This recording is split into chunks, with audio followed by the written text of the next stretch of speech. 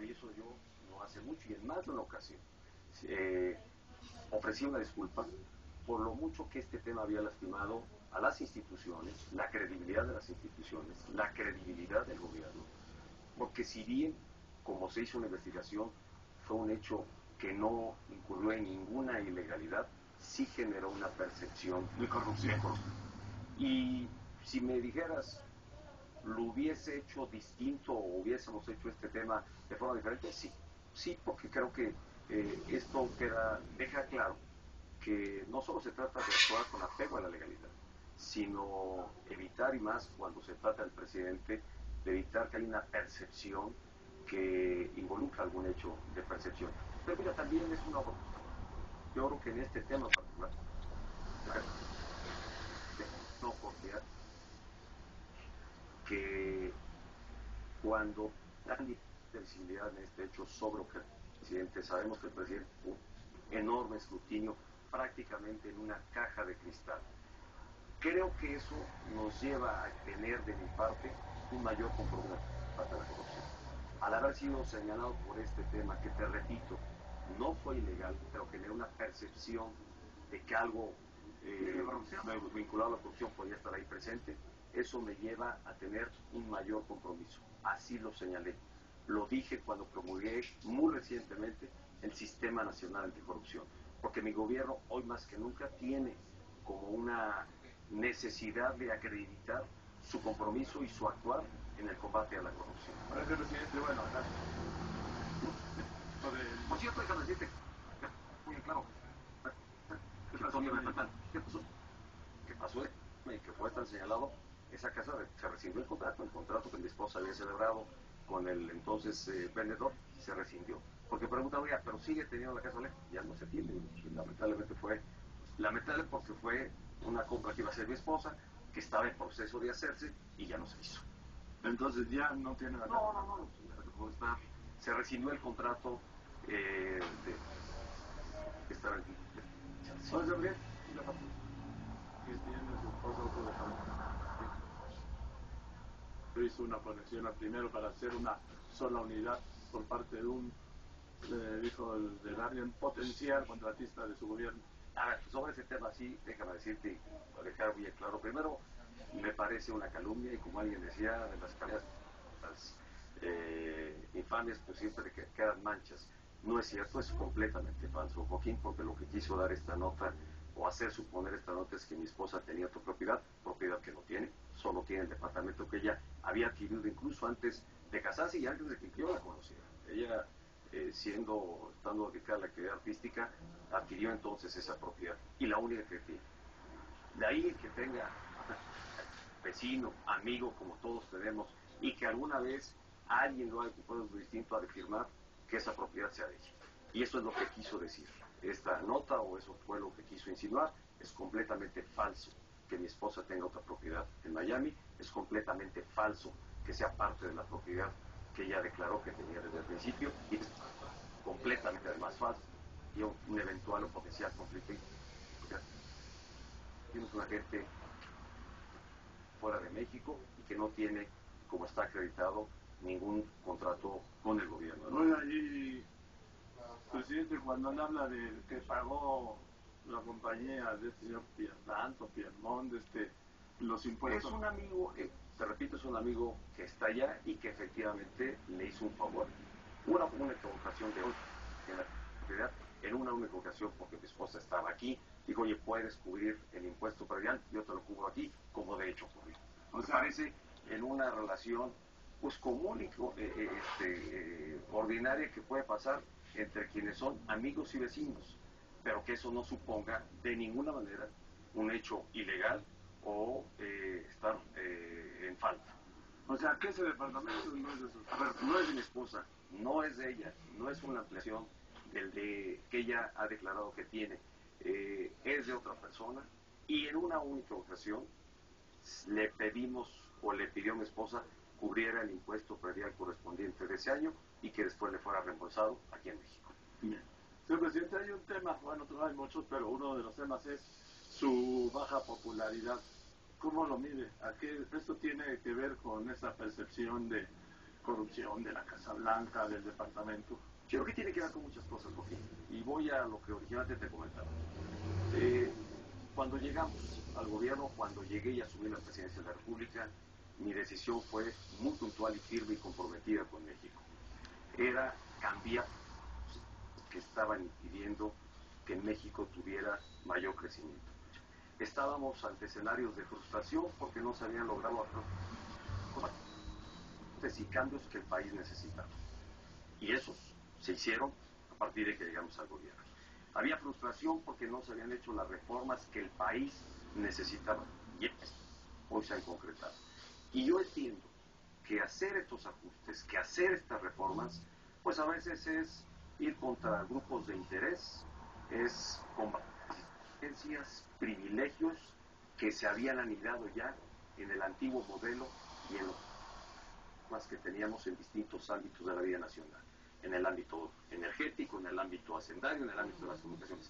Por supuesto que decidí tomar y emprender los ajustes y los cambios. Y esto evidentemente genera costos.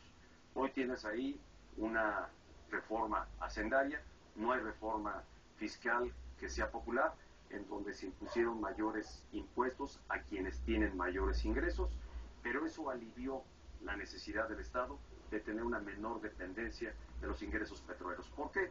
Pues porque el petróleo... Pero que le interrumpa, ¿nunca había dado la orden de que ya no volaran los aviones sobre los pinos? Nunca había una orden como tal, Joaquín. La verdad es que, y aquí efectivamente, todos los días que a todas horas está en la ruta de aterrizaje de los aviones, entonces lo que se hizo fue, entiendo, un ajuste, es un tema técnico, darle mayor capacidad a un aeropuerto que ya está por sí saturado. Pero a tu pregunta, pasa por los pinos de los aviones y se escucha, sí, todos los días y a todas horas. A ver, presidente, pero el tema de la baja popularidad, ¿eso no le afecta o cree que es nada más por la toma de decisiones, grupos económicos, sobre todo y políticos, afectados por la reforma? ¿No pasa también por eso que hemos estado hablando de el departamento, la Casa Blanca, la corrupción? A ver, déjame ser bien claro, Joaquín. Desde que asumí la responsabilidad de ser presidente de México, tengo claro que no llegué aquí para ganar una medalla por la popularidad. Si así hubiese sido, entonces hubiese dejado de hacer los cambios, las transformaciones que el país necesita y que sé que le van a dar a México un futuro de mayor oportunidad a las nuevas generaciones. Y a lo mejor hubiese nadado de muertito, hubiese decidido dejar las cosas como estaban, administrarlas, llevarlas y dejar de asumir los costos. Y yo he tomado la decisión porque estoy convencido de lo mucho que va a impactar lo que hoy estamos haciendo en el presente y futuro de este país para bien. Pero no vine aquí por una medalla por la popularidad. Vine a gobernar a México, vine a hacerle frente a los retos, a los desafíos y a las grandes oportunidades que tiene nuestro país y a llevar a cabo las reformas. Y esto luego se traduce en una baja aceptación, un bajo reconocimiento, como dicen los encuestadores o los especialistas, a su gestión. Mira, te repito, no estoy aquí trabajando por la popularidad. Estoy trabajando para asegurar que a México le vaya bien, hacer mi aportación, mi contribución, la contribución de mi administración a que México esté mejor. Y hoy, si me permites, y sin ánimo de echar campanas al vuelo, pero yo creo que hay varios indicadores que dejan ver los avances que estamos teniendo. Mira, como nunca se ha generado empleo en nuestro país. Hoy tienes más de 2 millones de empleos que se han generado en lo que va de esta administración. En ningún otro momento, en igual periodo de tiempo, de un gobierno, de cualquier otro administración, ha generado tantos empleos. Tienes un nivel de inflación más baja que desde que es la inflación. Es decir, el incremento que tienen los precios en la canasta básica desde 1970, nunca antes se había tenido un registro de un incremento tan bajo como se ha venido teniendo en los últimos meses. Hoy estamos viendo que las familias están pudiendo tener un mayor consumo, los indicadores en el país, en las diferentes tiendas, conocer las propias tiendas, ha crecido. Nunca como ahora se han vendido más vehículos en el mercado interno como había pasado. Estos son parte de los escenarios que se han construido. Y esta todavía, a ver, hay que decir, esta tarea no está agotada. esta tarea no está concluida. Yo espero someterme a la evaluación de la gente al término de mi mandato. Señor presidente, la reforma educativa, ¿la va a echar para atrás o no? No, porque ¿Usted por qué le voy a decir? Porque la percepción de la sociedad es que a este gobierno le faltan para enfrentar a la pobreza.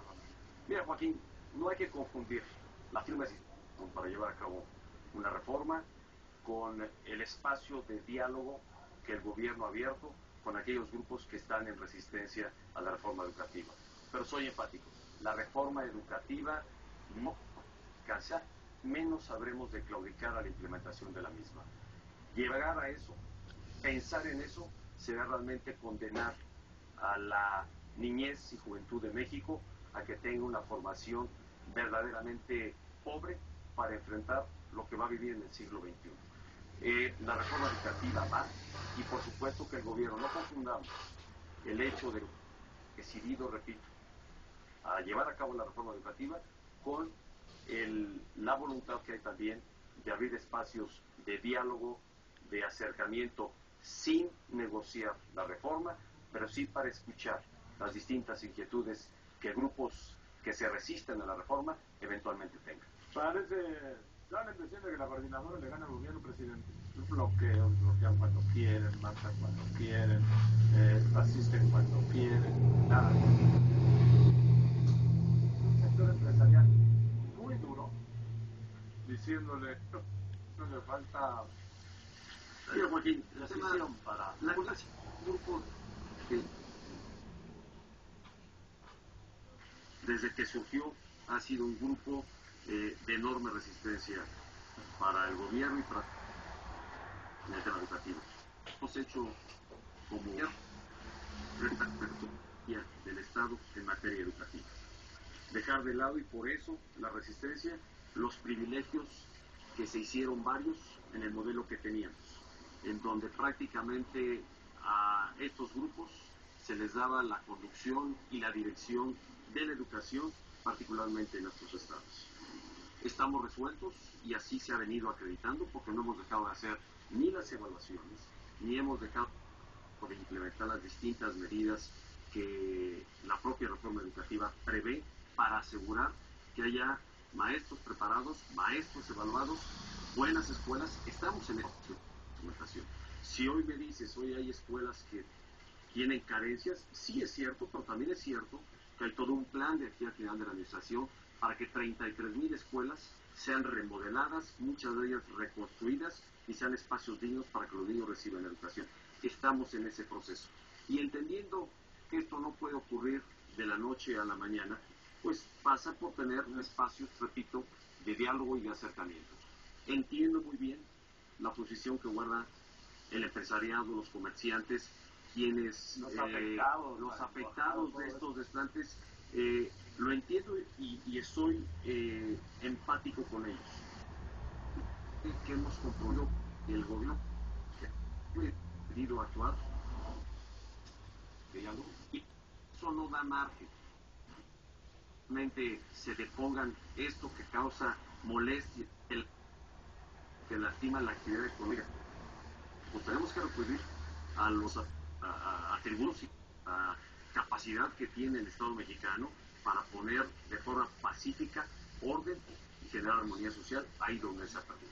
He escuchado a vos que dicen, no, es que hay que hacer uso de la fuerza pública, pero no hay un trauma del uso de la fuerza pública. Los gobiernos no saben usar la fuerza pública o no se atreven a usar la fuerza pública, presidente. Mira, Joaquín, nosotros la hemos empleado en distintas ocasiones, cuando las vías de diálogo y cuando se afectan intereses de la población en general, obligan a que el Estado actúe con el uso de la fuerza pública.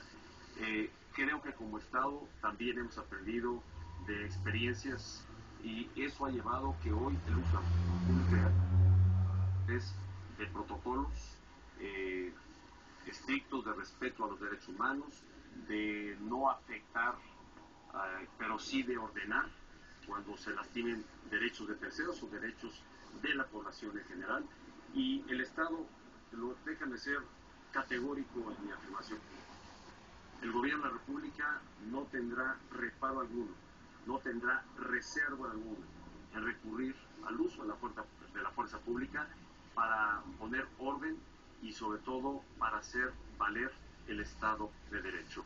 Por supuesto que siempre hay una disposición de llegar a este escenario como último recurso. Antes están los espacios de diálogo, de acuerdo, antes al uso de la fuerza pública. Presidente Iván, esto ha llevado a un gran desgaste, primero al secretario de Gobernación y luego al secretario de Educación Pública, Aurelio Nuño, que salió pues de aquella oficina para ser secretario de Educación Pública. ¿Van a seguir? Son dos funcionarios en los que tengo confianza y ambos funcionarios están trabajando para encontrar una solución, un acuerdo pacífico y ordenado ante este tema, pues sin duda particularmente afectado la vida económica y social del sur del país. Mañana voy a presentar la segunda parte. ¿Qué temas? Ayotzinapa, Nochixtlán, Javier Duarte, Colina, los gobernadores de Agua de Quintana Roo, los presidenciables, sus candidatos, Andrés Manuel López Obrador, las elecciones de 18, el PRI de la presidencia, de Hillary Clinton y de Trump. Mañana. Hoy aquí, en un momento en este noticiero. Ya hasta dice que son delincuentes, pero no aparecen, asaltan a una